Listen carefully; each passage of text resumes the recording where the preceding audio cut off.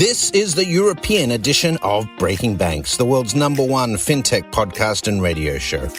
We bring you the European unicorns, startups, founders, regulators, and leaders innovating the rapidly evolving fintech scene today.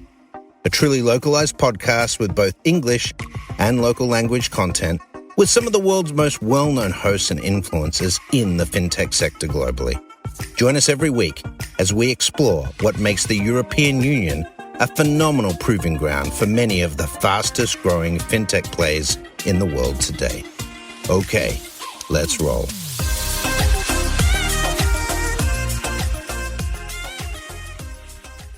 Hello, Breaking Banks Europe listeners. Welcome back to another episode.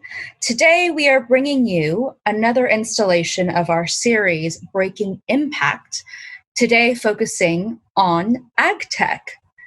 I am personally very excited for this episode because I attended the University of California, Davis for my bachelor's degree, and our mascot is actually the Aggies, or the Agriculturals, because we used to be the agricultural extension of Berkeley. So I'm very excited to hear what our guests have to say today.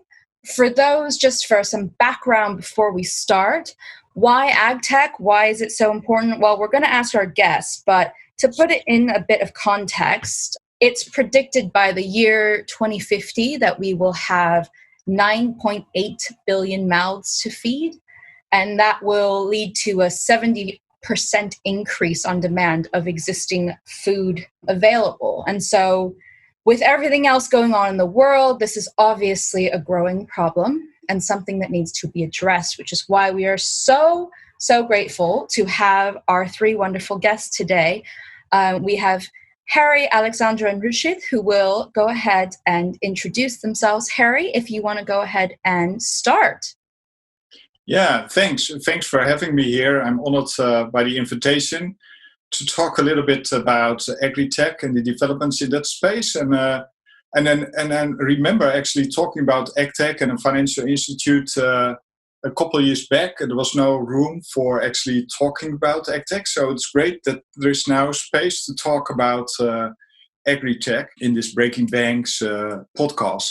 So a little bit about myself. So I have a background in biochemistry, did some research on Alzheimer's disease in the Netherlands as in the US. Came back, was looking for something else, and finally ended up as an IT trainee at the IT subsidiary of the bank. So I had many different roles at the bank, but finally I had the opportunity to set up the innovation department within the bank. So I have been always involved in emerging technologies, in the implication of emerging technologies on the bank itself. And these days, it's more than 10 years back, it was more or less about, optimizing your back office processes and finding new ways of serving your clients. But today, innovation is of a strategic importance of the bank, because we all know the business model of the banks are under pressure and we are looking for potential new revenue streams.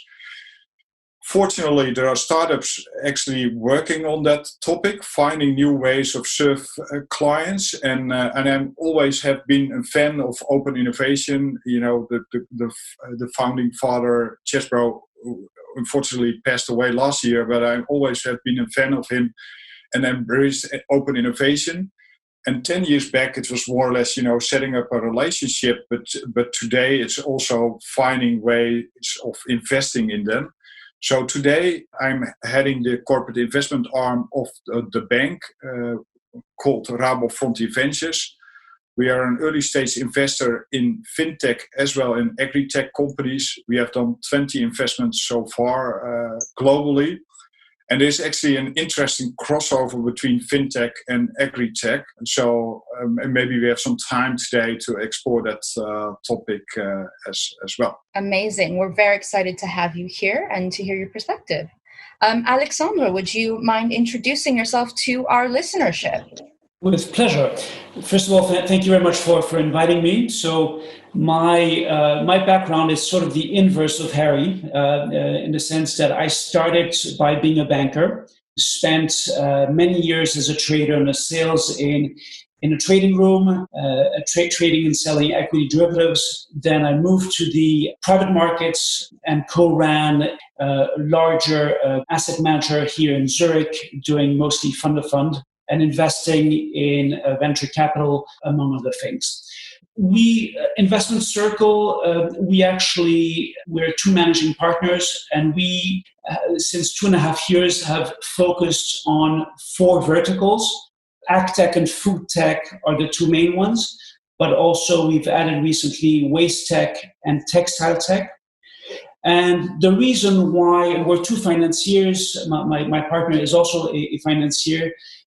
The reason why we wanted to go into AgTech and FoodTech is we wanted to bring together finance and ag and food together, because we believe there's not enough funding that's going towards that, and we think that from a mission perspective, where we were also at a point in our career where we wanted to give some purpose to what we do, and that's the reason why we went in there.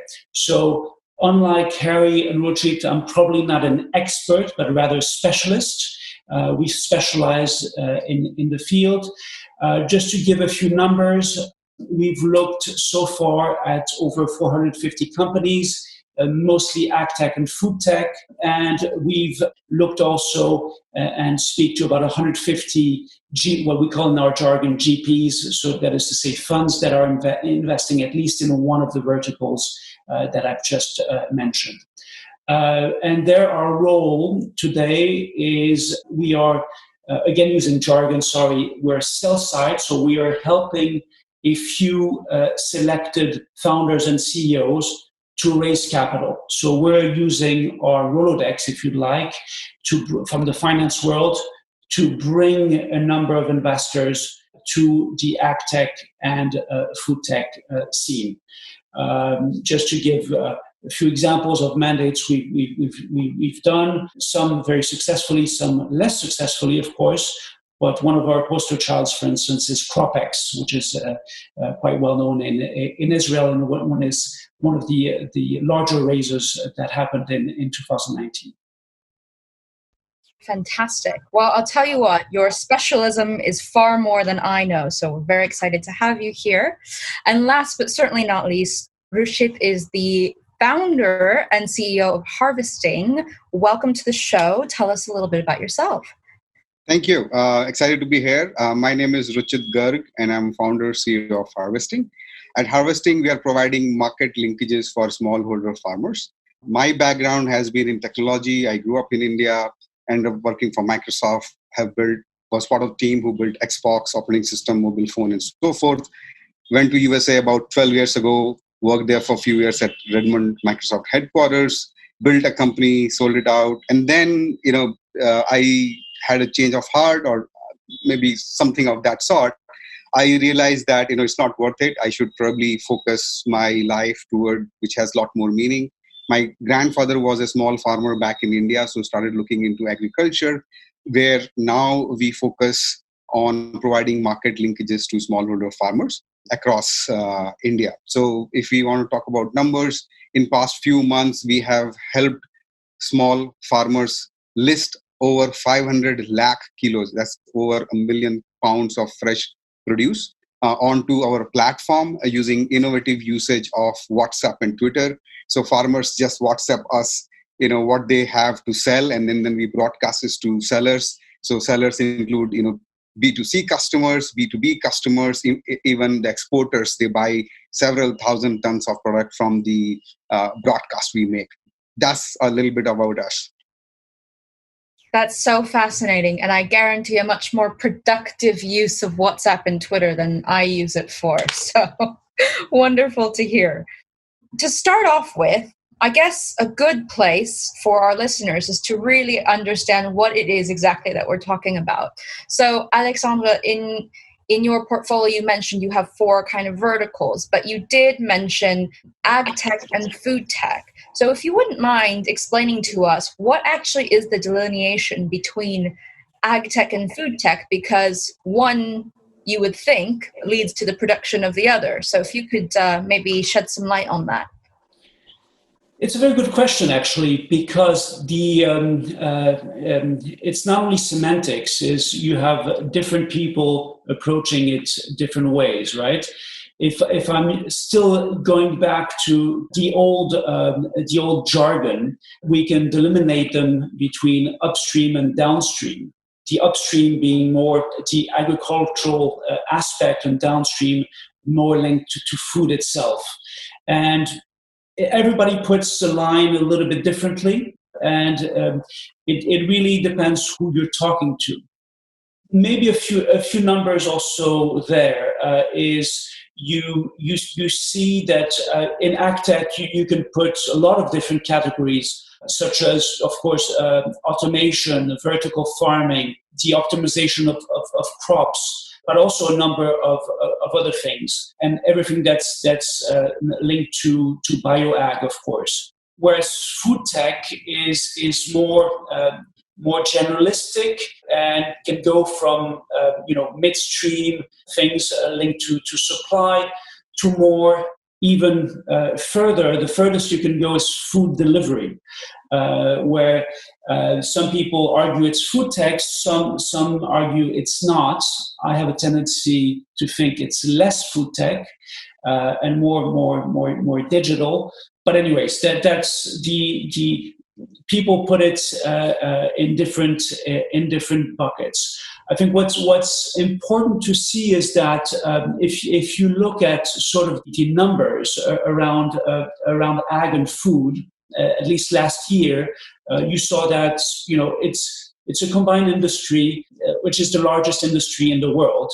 And when you look at investments, about 20 billion were invested in food tech and ag tech, the combination of both. And about ag is about 8 billion, and food is about 12 billion. I hope that answers your question. Just to give a very high level answer, we can go into the details of these subsections, but there's a lot of subsections inside each, and people put their verticals a little bit differently depending on their interest. Absolutely. We better watch out, or Uber Eats is going to start calling themselves food tech. Harrie, you had something you wanted to add. Yeah. So we are a typical AgriTech investor. So we're not a food tech investor. So we only focus on software solution like marketplaces, farm management system. And so for me, it's more or less, how you actually distribute the food throughout the food value chain. So it starts from the input side, so the upstream side, what Alexandre was referring to, towards finally downstream to the retailer and the consumer, as we all are. So food tech is for me more related from how you actually improve the food itself. So there's a lot of technologies out there related to that. So CRISPR technology, for instance, that's an extremely important topic at the moment. We are not focusing on that because that's really related to the food tech. So for me, again, it's more or less more related to the food itself than the distribution of the food across the food value chain. I think that's absolutely right, and I think there's also fundamental. You're the typical agri-investor, and you see a fundamental difference also in investor types. I think a lot of investors are more keen to do food tech than agri-tech. It's considered as an easier arena to navigate because it's a lot less rocket science. When you look at a bioag company, for instance, you need people who can really understand what the technology is doing to the soil, for instance. And there's very few investors out there who are really capable, at least generalist investors who are capable to invest there. And that is why basically there are people such as Harrie with funds that are very specialized in that field.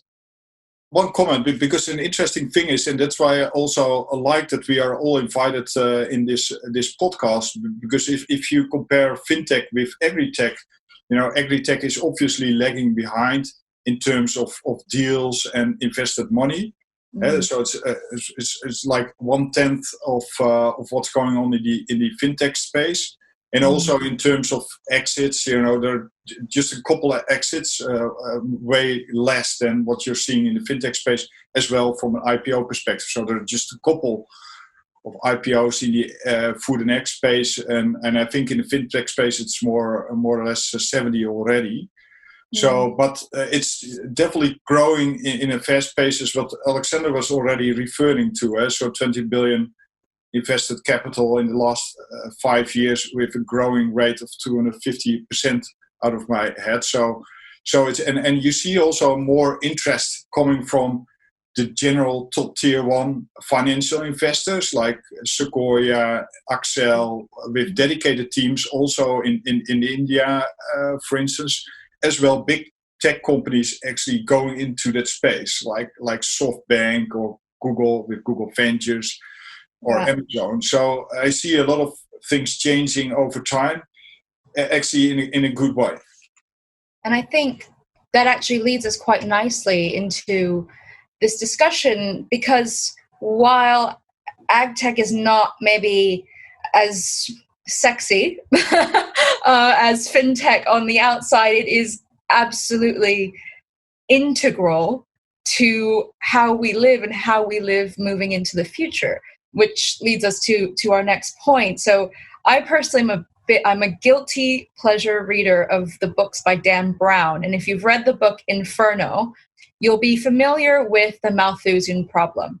So Thomas Malthus, he's an Englishman who in the year 1798 wrote a piece called The Principle of Population. And it has been referred to in the context of ag tech, of just food security in general, probably since then. In fact, even Darwin used to quote him in his work. So, Harrie, if you wouldn't mind, maybe explaining to us, what is the deal with this? What is the Malthusian problem? And why is it brought up in the context of ag tech today? And actually, is it a threat, do you think? Yeah, thanks. Yeah, Malthus. Well, he's already 2 years. He lived at the end of the 19th century, so it's like 200 years. Yeah, a lot of time has passed, this man, and yet people are obsessed with him. Yeah, obviously. So I got confronted with him during at the university at an environmental ethics course, actually. But anyways, yeah, it's still an interesting essay because what he's saying, there's a sort of correlation between food production and the growth of the population. So the more food there is, very simple said, the faster the population can grow. And that's the Malthusian problem. There is a limitation towards it, because what he's saying, the food production is actually growing on a linear basis, but the population is growing exponentially. So finally, you get a crossport at a certain point of time when there is not enough food to feed the world population. But I think it's not proven yet, because when he wrote that down, it's 200 years back. We had a population of 2 billion, and today it's 7.7 billion, and there's still enough food. Although, if you look at the television, you think there are huge food insecurity situations, but it's not really about that there's not enough food, but it's more or less a problem of the distribution of food on a global level. And actually, his theory is based on two assumptions. So it's linear growth of food production and exponential growth of the population. And finally, both are actually wrong, because if you look at, of course, you mentioned in the introduction, the population is still growing, but the UN is predicting actually a stabilization in world population growth at more or less 11 billion people. But it's still, of course, a question, are we able to produce that amount of food in the next coming years? But for me, it's not really about a disbalance between the food production and the world population, but the challenge is to do that on a sustainable manner. because I think the way we exploit the earth at the moment, it's not on a sustainable way. So we need to do, the food and egg industry is facing a huge transition towards to do that on a sustainable matter. And next to that, if you look at the food value chain, like up to 30% is still lost. It starts already at the farmer level towards the consumer. So a lot of food is actually waste, even though there's a good commodity. So I think that we also need to look at make the food value chain more efficient and reduce the food losses across the food value chain. If I may add something there, maybe two numbers, which are 800. They're both 800. There's 800 million people who don't eat enough and who are basically very deficient in their nutrition. And there's another 800 million of people on this planet who eat too much and who are basically have serious problems linked to obesity and a number of things like diabetes. Three guesses which country they live in. And depending on where you look in the map of the world, it's pretty clear which part is. Yeah, I totally agree. So I totally agree. We face huge problems. And that's not being solved overnight. But I think there are solutions out there which can actually help also in emerging markets to increase the food production. So to give you a very simple example, so we invest in AgriStar, which is an India-based company, and what they actually do is not providing only inputs to the farmer, inputs like seeds, feeds, fertilizers, etc., but they also share best practices with the farmer through like an Instagram functionality, and that actually improved the production rate up to 40%. Wow. So that's a tremendous uptake for them, and that also improved the position. And I think Ruchit can give also some examples, of how that's actually playing out with his solutions, because I can imagine that it's also helping out smaller farms. He is helping out in India through another proposition.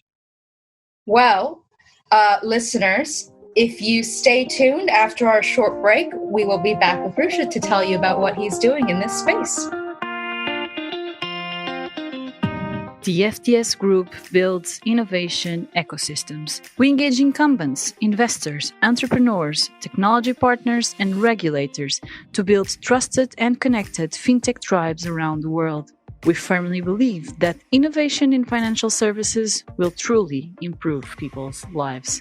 Learn more on ftsgroup.eu.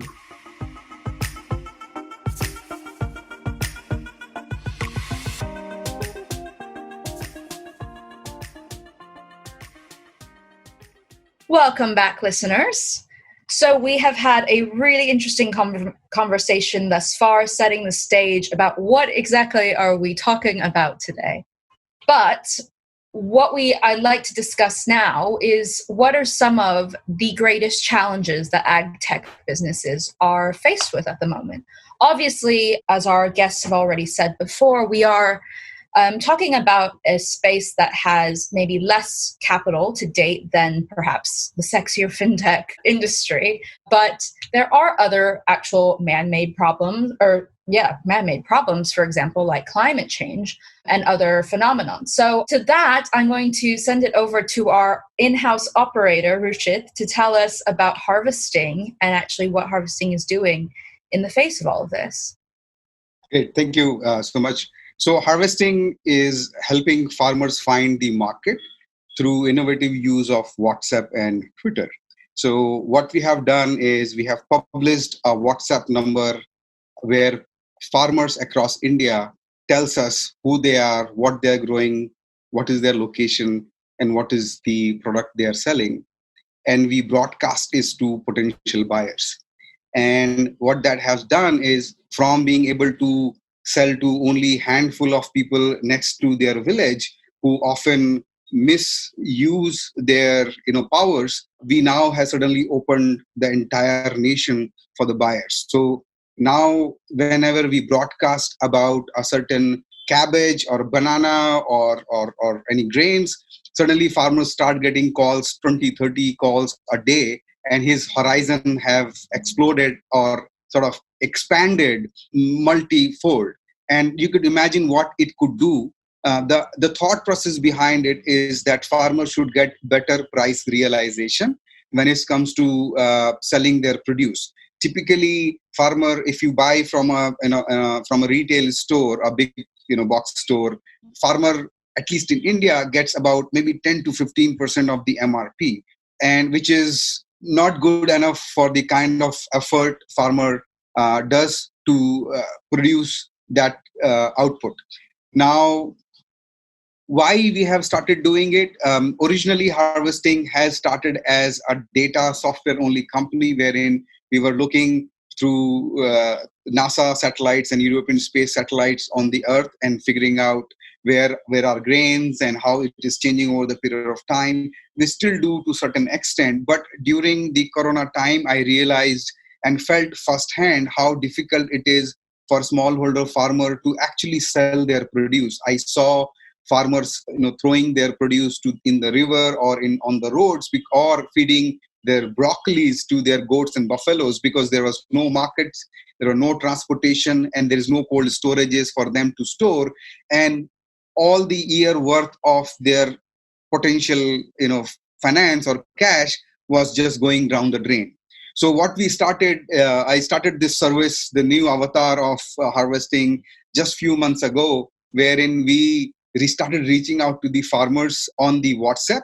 They just tell us what they are growing, and then we broadcast. We now have a website where buyers can come search what they are buying. They can call directly to the farmers. And now we are all, apart from the discovery of the market problem, we are now enabling finance in there. So if anybody wants finance, we can finance that through our banking partners. We're also integrating with the transportation so that when the transaction is happening between the buyer and farmer, we can make it seamless. So there is a lot of trust building we are doing in this exercise because of Corona, the buyers are not actually going to the farm, and many of these buying is happening remotely. And that creates new type of challenges wherein buyer cannot send money without seeing it. Farmer cannot send the truckload of onions without actually getting the money. So we provide that trust and bunch of services to the farmer on a click. If I talk about numbers, we have over 1 million farmers now across 22 different states who now reach out to us through different modes and methods. And in just past few months, we have helped farmer list over 1 million pounds of fresh fruits and vegetable, about 152 types of fruits and vegetable we have. We have been helping them sell directly to the consumers, and we have been helping them sell to the retailers. And as well as there are certain deals in progress where some of the farmers from tribal areas of Northeast India, for the first time, their product would be available on the shelf of San Francisco. Wow.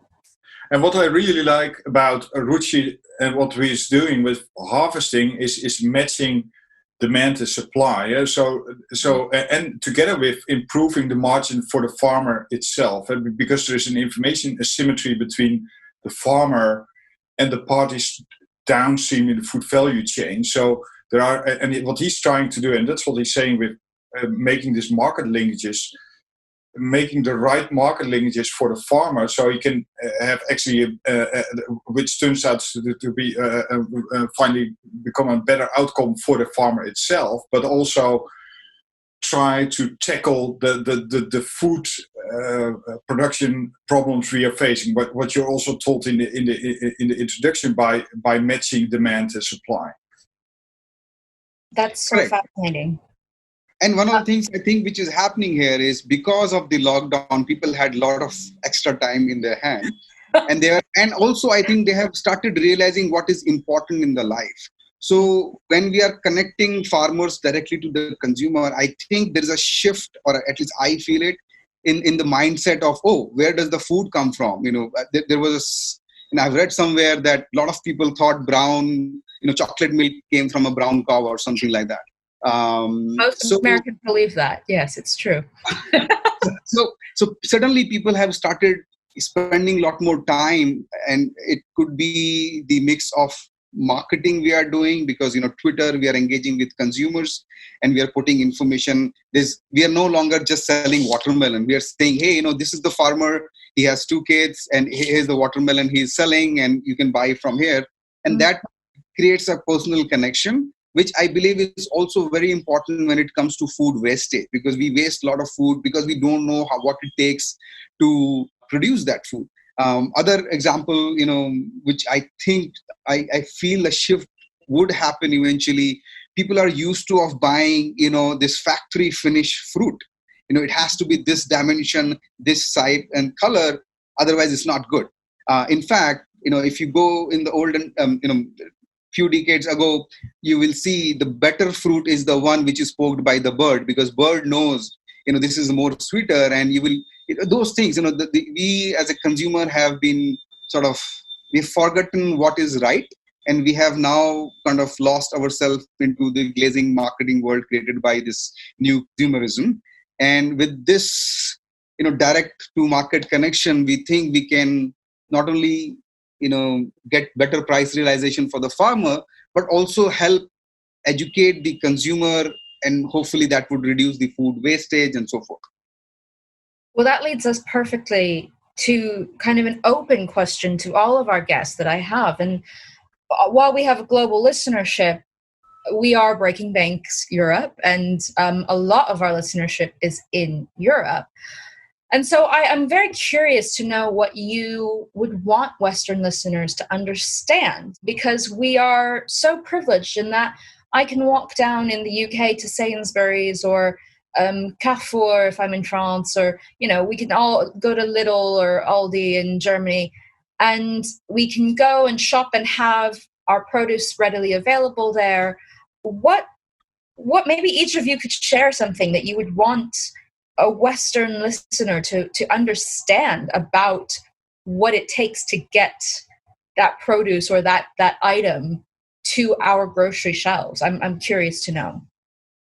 I mean, as I mentioned, most of us urban dwellers, for them, farmer is a mythical character they have seen on the television show.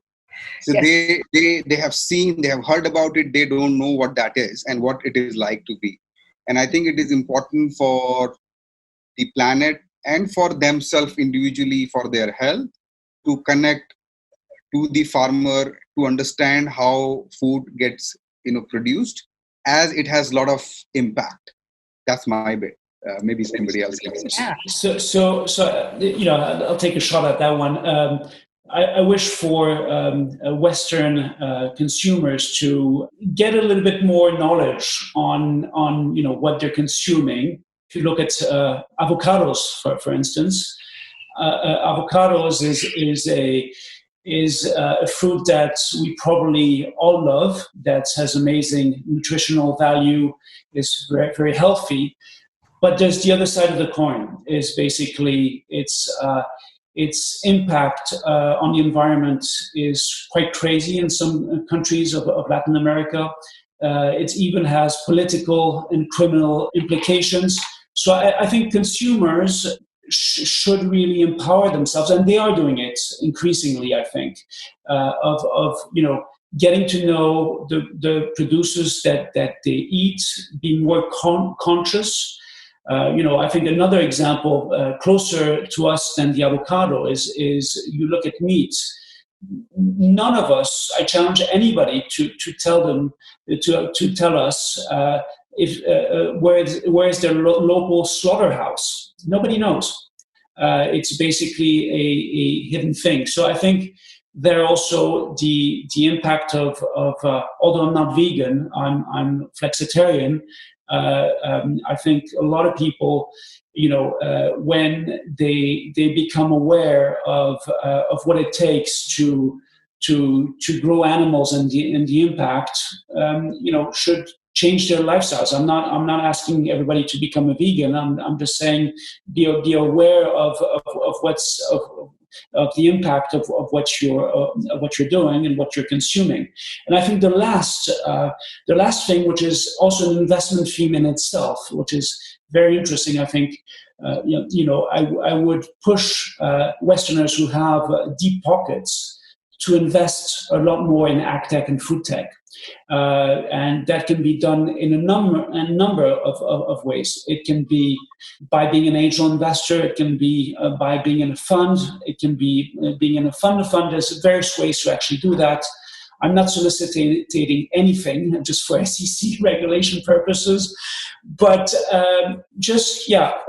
pushing that. And I think my third point would be we're all also now conscious of food becoming food is medicine, and is medicine for us, and the implications for the soil. And so we're the human is can no longer think of itself as remote from nature. We are part of nature.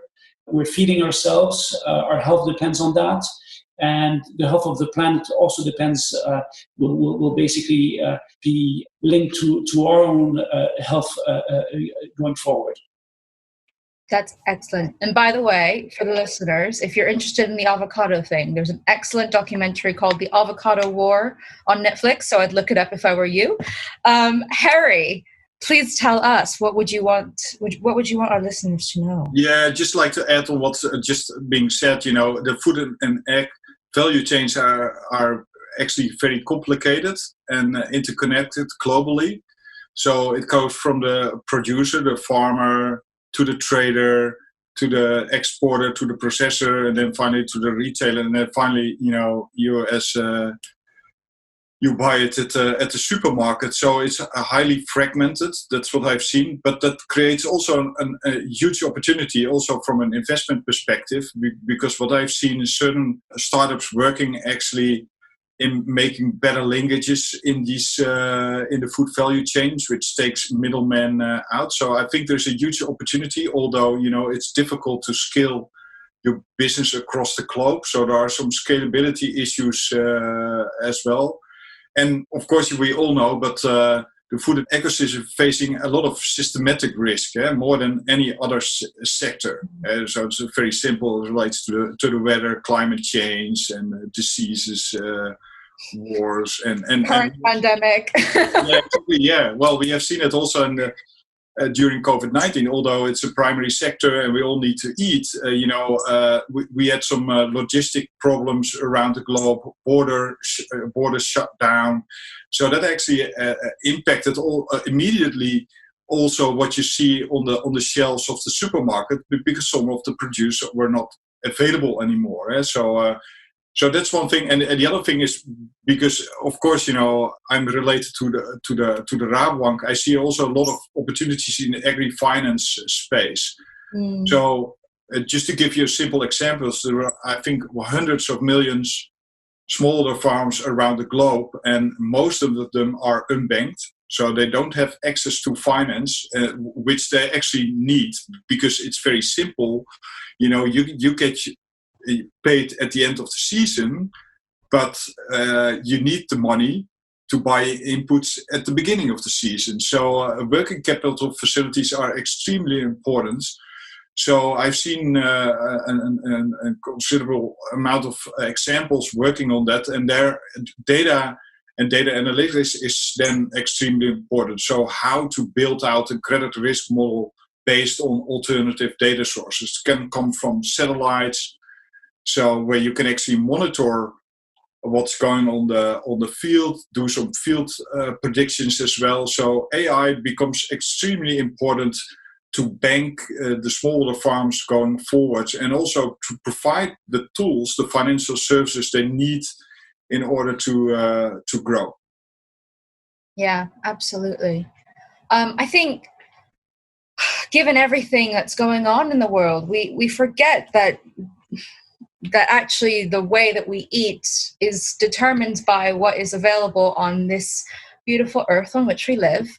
I think immediately I know in Bangladesh and in India, there's been kind of historic levels of flooding across countries there. And I know friends in Kenya were mentioning the locusts that were descending upon crops. And then, of course, we have things like the pandemic going on. And so there are a lot of external challenges and sustainability challenges, I think, that we face in this space. But maybe to not be so pessimistic and to end on a positive note, as I always try to do, I would love to hear what is exciting you about this space, or what you're looking for, maybe for Harrie and Alexandre, and in terms of what you're investing in, or your portfolio companies, or what's exciting you, Ruchit, in this space, just to end off the episode today. The mission of our bank in the food and ag spaces is to help out the food problem so we are facing. And I think what we have seen as an investor in that space, it all starts also with the farmer, because he's the primary source of what we are eating. So, and you can do that on different ways. So we have actually also different perspective on the same topic, and that's also part of our investment thesis. So we look at input providers, so e-commerce platforms, which facilitates the farmer in buying his inputs, and that actually translates in cost savings for the farmer. Next to that, we invest in marketplaces and trading platforms, and that's also what Ruchit is actually working on, because it creates the market linkage of what the farmer is actually producing to the off-takers in the food value chain, which finally translate to in better margins for the farmer.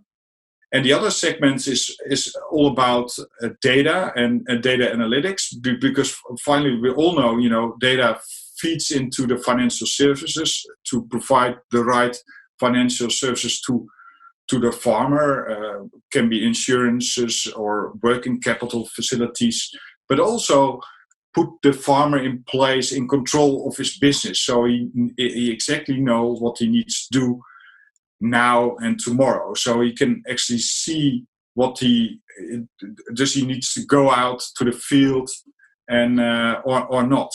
So it's the data creates also actual insights for the farmer itself. So we pick the sub-segments around the farmer and make then our bets in these spaces around the globe. I love that, putting the farmer at the center. Alexandre, what's on our side, we're although there are themes that we particularly like at the moment, linked to the current situation, of course, linked to all of the logistic disruptions that are going on, all of the remote sensing that is now needed, and we spoke about food as medicine, among others. We are normally agnostic inside the food tech and ag tech. I think what we generally look at is a few things. One is, of course, needless to say, an amazing team. That's the most important thing. Is of course people. Also, technically, solutions that are real and that really work. So proven technologies, already some type of sales. So we're typically less seed and Series A. We like Series A and B and above. But I think there's also two other criteria which are very important for us. Is when we look at a company, it's less so possible when you look at a fund, but when you look at a company, we want them to have a real measurable impact on the environment. So I mentioned, for instance, CropX, which is one of our poster child companies. They typically help farmers save between 25 and 40% of water. It has a big influence on the environment and a big influence also on the bottom line of the farmer. So these are two very important things. And last but not least, as you understand, bring a lot of new investors that from outside of the ecosystem into the ecosystem. They're often not lead investors, they're rather followers. So we like to have typically very good investors in the current round or the previous rounds. The example of CropX, you had people like Finistère, which is a very well-known fund. You had Eric Schmidt, ex-chairman of Google, in there. So, things like this, so that our investors can typically follow with a lot of comfort. So that's a little bit what we're currently looking at. And last but not least, Ruchit, what's exciting you about this space right now? What's giving you hope? So, while everything might look gloomy, I think this is great time to be in agriculture, because there have been habits and processes which have been there for hundreds of years, and because of this lockdown, there's this unique thing happening wherein farmers and consumers are forced to adopt different ways of doing things.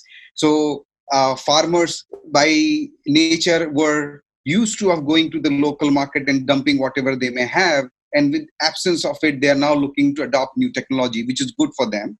And similarly, consumers are now open to also experiments, because as Harrie said, there have been times, and still in some parts of the country and the world, there are no more supply happening in the nearby malls. So both consumer end and farmer ends, they are forced to adopt to new technologies, which essentially would evolve into better way of doing business, which is what Harvesting is trying to do by connecting, providing market through social media and WhatsApp. So very exciting time to be in the AgriTech space. Fantastic. Well, gentlemen, you have done a wonderful job of educating me on AgTech today. I am so thrilled that I had the opportunity to hear from you, as I'm sure our listeners enjoyed hearing you as well. The last thing I always ask is, where can our listeners learn more about you or about your work? Harrie, if you want to go first. Yeah, please look me up on LinkedIn, or look our website up, rabofrontierventures.com. And mind my words, the crossover between AgTech, FinTech becomes extremely important. So I will... And dare I say sexy even. It can be sexy. Alexandre, where can our listeners find out more about you? Also LinkedIn is a good place to start, and we also have a website which is icircle.ch. We're based in Switzerland, and pretty easy to get in touch. Amazing. And Ruchit, where can our listeners find more about you? Apart from LinkedIn, you can check me out on Twitter at @Ruchit Garg, RUCHIT GARG. Amazing. Well, that is all today. Listeners, as usual, don't forget to subscribe and leave us a review, a 5-star review preferably. We look forward to hearing from our experts in the next episode. Thanks for joining us. Thanks for listening to Breaking Banks Europe, a Provoke Media podcast in cooperation with FinTech Stage. Don't forget to tweet us out, shout out, or post to the team at Breaking Banks EU on Twitter. If there's something or someone you'd like to hear on our cast, let us know. See you next week on Breaking Banks Europe.